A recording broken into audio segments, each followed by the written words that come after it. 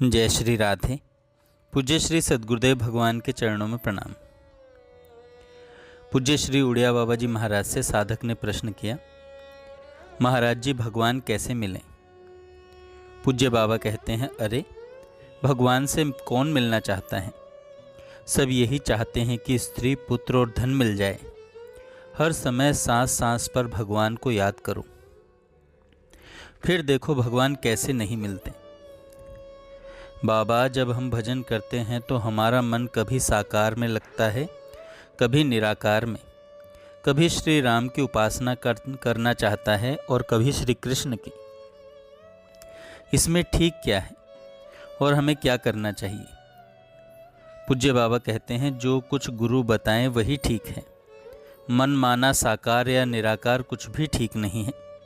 गुरुदेव के आदेशानुसार किसी एक को इष्ट देव मानकर गुरु के उपदेश किए हुए मंत्र का और जप इष्ट देव के रूप का ध्यान करना चाहिए। बाबा, भगवत चिंतन करते समय चित्त संसारी विषयों में चला जाता है, इसके लिए क्या करें? पूज्य बाबा कहते हैं, बस चिंतन ही करो। चिंतन करते करते जब सच्ची आसक्ति हो जाएगी तब चित्त इधर उधर कभी नहीं जाएगा। फिर तो भगवान के सिवा कुछ भी नहीं सुहाएगा। कहा भी है, तिन खान पान नहीं भावे है, नहीं कोमल वसन सुहावे है। तिन विषय भोग सब खारा है, हरि आशिक का मग न्यारा है। बाबा, भजन ध्यान में नींद बहुत आती है, इसे दूर करने का क्या उपाय है? बाबा कहते हैं, निद्रा आने का मुख्य कारण है भजन में आसक्ति का ना होना। अतः आसक्ति होने से ही इसकी निवृत्ति हो सकती है। यही इसका मुख्य उपाय है। इसके लिए कुछ अन्य उपाय ये हैं।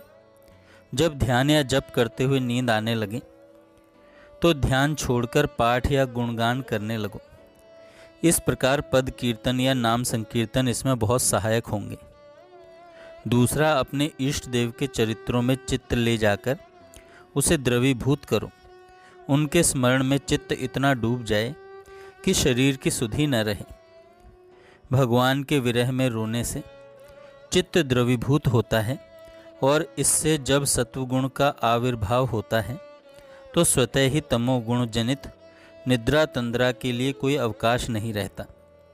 यदि 4-5 आदमी एक स्थान पर इकट्ठे होकर जप या ध्यान करें तो नींद नहीं आएगी। भय से भी नींद नहीं आती। अतः गुरुदेव के सामने बैठकर नाम जप ध्यान करने से नींद कदापि नहीं आएगी। झुककर बैठने से सुपुम्ना बंद हो जाती है। अतः मेरुदंड सीधा रखना चाहिए और शरीर को ढीला रखना चाहिए। इससे शांति और समता बढ़ने लगती है तथा रोमांच होने लगता है। निद्रा शेष रहने से भी नींद आया करती है। अतः भजन के लिए बैठने से पहले आवश्यक नींद ले लेनी चाहिए। बाबा, संपत्ति और विपत्ति क्या है? भगवान का स्मरण ही संपत्ति है और भगवान का विस्मरण ही विपत्ति है। इष्ट देव के अनंत नाम और अनंत रूप हैं, किंतु हमको एक नाम और एक रूप में ही अनन्य प्रेम होना चाहिए। भगवान को निवेदन करके जो वस्तु खाते हैं उसे प्रसाद कहते हैं। ब्रजवासियों का तो टुकड़ा ही महाप्रसाद है। भगवान का निरंतर चिंतन ही भजन का तरीका है। भजन में जितनी बाधक पर निंदा है उतना और कोई नहीं है। चोरों को जैसे चोरी की चिंता में नींद नहीं आती, ऐसे वृत्ति जब भजन में होगी तभी कुछ मिलेगा। संत श्री नारायण स्वामी जी ने कहा है, सुने न काहू की कही, कहे न अपनी बात, नारायण व रूप में मग्न रहे दिन रात। निष्ठा एक ही होनी चाहिए, किंतु वह दृढ़ हो। ब्रज में एक महात्मा थे, उनके पास एक भक्त आया। उसने कहा, मुझे दीक्षा दीजिए। उन्होंने कहा, तुम राधे राधे कहो और गोवर्धन की नियम से परिक्रमा किया करो। कुछ काल पश्चात तुम्हें उपदेश करेंगे। उसने दृढ़ विश्वास करके ऐसे ही किया। कालांतर में वह बड़ा सिद्ध महात्मा हो गया।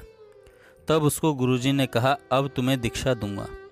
वह बोला, महाराज मेरी दीक्षा तो हो चुकी, अब मुझे दीक्षा की आवश्यकता नहीं है। मंगलमय श्री हरि का सम्मान करो, बार बार उनका स्मरण करो, प्रत्येक वस्तु में उन्हीं को देखो, निरंतर उन्हीं से प्रीति करो, उनके विरह में रो और उनकी याद में आंसू बहाओ। रुक्मणी जी से भगवान ने कहा कि तुमने सब राजाओं को